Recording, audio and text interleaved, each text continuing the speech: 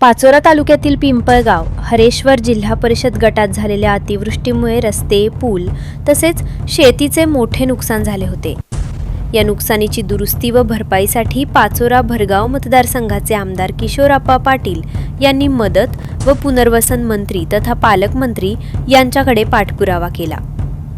त्यानुसार या भागासाठी 10 कोटी रुपयांचा निधी मंजूर झाल्याची माहिती आमदार पाटील यांनी आज दिनांक 16 मार्च 2026 रोजी पत्रकार परिषदेत दिली। तसेच पिंपळगाव जुना जरंडी रस्ता, पिंपळगाव जरंडी रस्ता दुरुस्ती तसेच पिंपळगाव हरेश्वर घोडसगाव मार्गावरील पुलाचे व संरक्षण भिंतीचे काम करण्यात येणार आहे। या कामांना लवकरच सुरुवात होऊन येत्या काळात ती पूर्णत्वास जातील असे आमदार किशोरप्पा पाटील यांनी सांगितले। दरम्यान या कामांसाठी शिवसेनेच्या पदाधिकाऱ्यांकडून बऱ्याच दिवसांपासून मागणी करण्यात येत होती। त्यामध्ये श्री गोरख तात्या, श्री रविभाऊ गीते, परेश पाटील, भगवान पाटील, कैलासप्पा क्षीरसागर, बीजे पाटील सर, कोमल आबा देशमुख, अनिल पंडित महाजन, सलीम शेख तसेच शिवसेनेच्या सर्व पदाधिकाऱ्यांच्या मागणीला अखेर यश मिळाले आहे। जय महाराष्ट्र। आपल्याला सगळ्यांना माहिती आहे की मागच्या 2-3 महिन्यापूर्वी आपल्या पाचोरा तालुक्यामध्ये प्रचंड प्रमाणामध्ये अतिवृष्टी झाली आणि त्या अतिवृष्टीमध्ये खास करून पिंपळगाव आणि सातगाव, शिंदाड या जिल्हा परिषद गटामध्ये तालुक्यात सगळ्यात जास्त हानी आपल्या रस्त्यांची, मोऱ्यांची, पुलांची आपल्याला सगळ्यांना पाहायला मिळाली। त्याच्यामध्ये अनेक शेती देखील वाहून गेली आणि गुरांचं देखील वाहून जाण्याचं प्रमाण आपण सगळ्यांनी पाहिलं।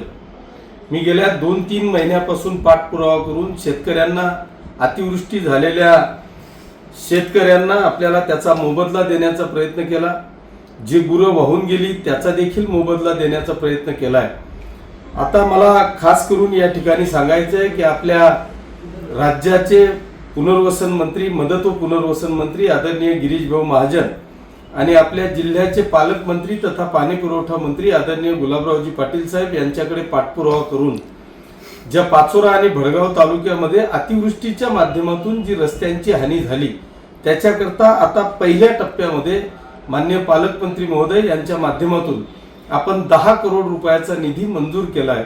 त्याची प्रमा देखील झालेली आणि आता टेंडर प्रोसेसला ते कामं गेलेली आहेत। आणि म्हणून जी काय तक्रारी आमच्या शेतकरी बांधवांच्या किंवा शेतकऱ्यांचे प्रतिनिधी म्हणून आमचे जवळचे स्नेही आणि आपल्या शिवसेनेचे पदाधिकारी आदरणीय परेश पाटील असतील किंवा आपल्या पिंपळगाव ग्रामपंचायतचे सरपंच रवी पाटील वगैरे या सगळ्यांनी प्रचंड प्रमाणामध्ये त्याचा पाठपुरावा केला आणि खास करून गेल्या अनेक वर्षापासून प्रलंबित असलेला मग तो पिंपळगाव ते जुने जरंडी रस्ता आणि पिंपळगाव ते जुने जरंडी म्हणजे ग्रामीण मार्ग 205 आणि ग्रामीण मार्ग 203 या दोघही रस्त्यांवर आपण 1-1 करोड रुपयाचा निधी मंजूर केलेला आहे।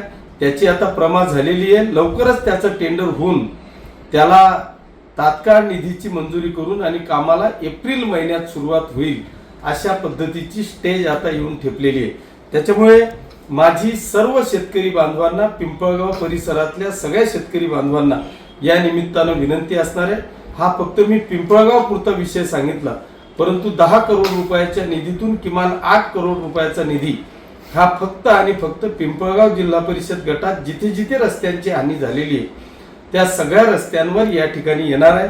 त्याच्यामुळे माझी शेतकरी बांधवांना या निमित्तानं विनंती वजा आव्हान आहे की आपण या बाबतीत निश्चिंत राहावं। अनेक लोक या बाबतीत राजकारण करण्याचा प्रयत्न करतील, कोणी आंदोलन छेडण्याचा प्रयत्न करतील, कारण त्यांनी कदाचित हे कागदपत्र पाहिलेले असतील, मी केलेला पाठपुरावा पाहिलेला असेल आणि त्यांना गॅरंटी आलेली असावी की हे रस्ते जर येणारच असतील तर आपण काहीतरी आंदोलन छेडावं, उपोषणाला बसावं, जेणेकरून याचं श्रेय आम्हाला मिळेल। परंतु हा केविलवाना प्रयत्न मला वाटतं कोणीही विरोधकांनी करू नये। 100% ते रस्ते होणार आहेत आणि याची ग्वाही मी आमदार म्हणून आपल्याला या ठिकाणी देतोय। तात्पुरतं एवढंच। धन्यवाद। जय हिंद, जय महाराष्ट्र। आमच्या चॅनलला लाईक करा, सबस्क्राईब करा, बेल आयकॉनवर क्लिक करा आणि हो शेअर करायला विसरू नका।